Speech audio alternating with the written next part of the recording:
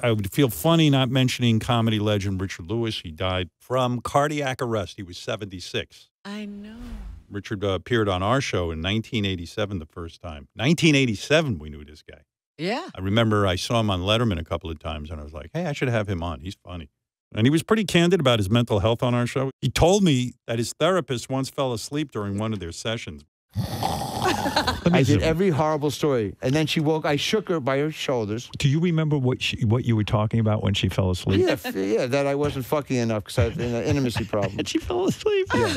You know what she said? What? I've heard this shit for 16 years. I went, how dare you say that for She 170? didn't say that. Yes. She did not. Yes, because we talk that way. She said, I've heard this shit for 16 years. That's right.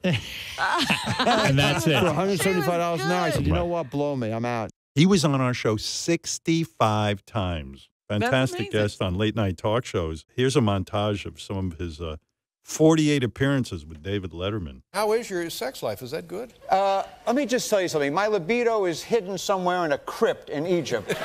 This woman didn't want me. You know, we had phone sex when I was on the road. She put me on hold, No, which I see, thought, I can't even be alone anymore. I'm afraid, and I talk myself out of masturbation. I say to myself, can I just be friends with myself? That's what I say.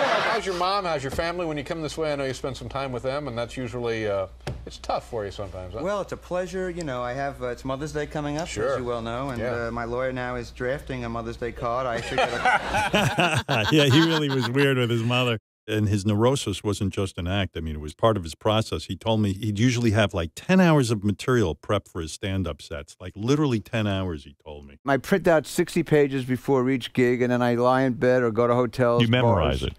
No, I don't memorize. I just look at it because they're not in categories. It's crazy, man. Explain this to me, in all seriousness. Being a stand-up comic, to me, the hardest thing would be to learn all of this material. I mean, in other words, you have to memorize it. You go out on stage, you have to... That's why you had the yellow legal pad. You couldn't memorize I did that because I wanted to do a new show every night, brand new. So when you go to Caroline's, what's the process going to be this time? I have about 60 printed out pages from my computer. Go ahead. Which has about maybe 10 hours on it. Go ahead. I'll just lie in bed with Diet Pepsis for 10 hours and just read it and read it and read it. Then when I hear, ladies and gentlemen, Richard Lewis, whatever strikes me, I'll do. I always like to hear how comedians sort of prepare. Yeah. What's fascinating to me, doctors who perform brain surgery don't prepare as much as Richard Lewis does. No, they're not lying in bed thinking about you.